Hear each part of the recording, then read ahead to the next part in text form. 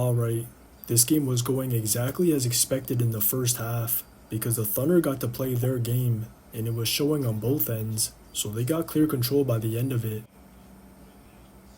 Defensively, it was the usual, from their ball pressure, to their denial, to their help in the gaps, and just to the way they peel for one another, so the Dubs really struggled to generate any rhythm offensively.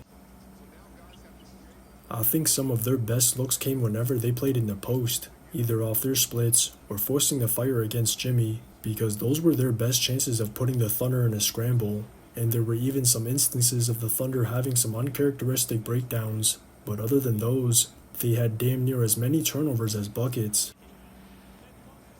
They couldn't get away with normal passes they would have been able to against any other team, because the Thunder obviously have the best hands in the league, so they were just getting them picked off, and those were big contributors to the Thunder's pace.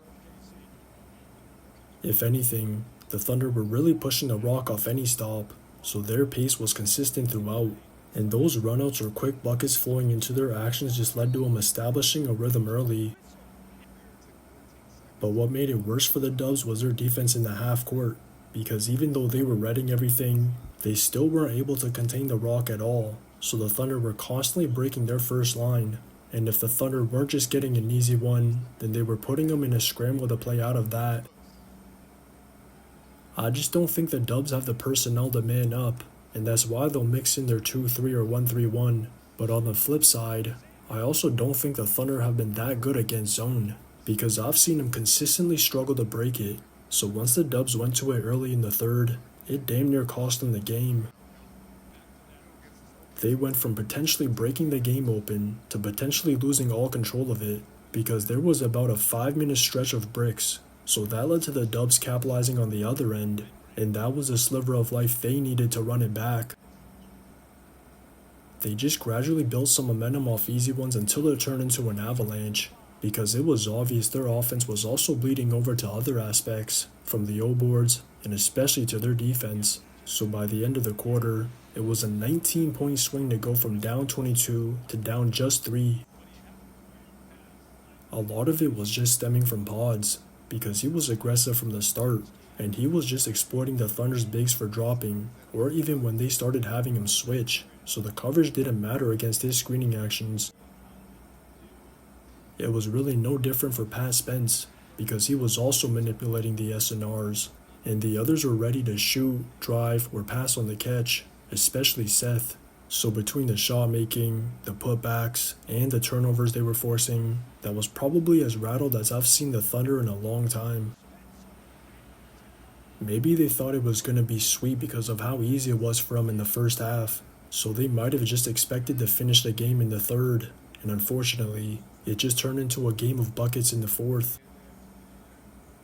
But fortunately, they've got 3 stars to play through, and even though the Dubs carried their rhythm over into that quarter early, they just couldn't capitalize on the crucial moments.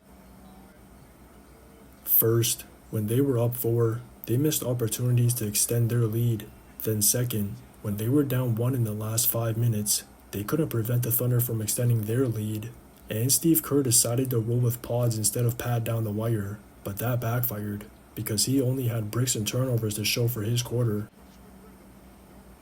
That was a complete contrast compared to the other end, because early in the quarter, the Thunder got to play through Dub and Shet, then down the wire, they just had Shea and Dub take over, so they had no laps throughout, and they all hit crucial shots, especially Shet. When they were down 4, the Dubs went back into zone after how effective it was in the third, but this time, he was able to break it before it got bad again, and that was arguably the most important one of the night, because not only did it make the Dubs go back to man, so that allowed Shea and Dub to play ones, it was also the catalyst for the Thunder's 19-9 run that won him the game. Shea and Joe went on to hit the second biggest ones during that stretch, because those back-to-back trays gave him a secure lead, and as rattled as they might have looked towards the end of the third, it was definitely the opposite towards the end of the fourth. So they continue to show they can win through 3 or through 4. Just watch the tape. Steps, stops, makes it, and makes it look easy.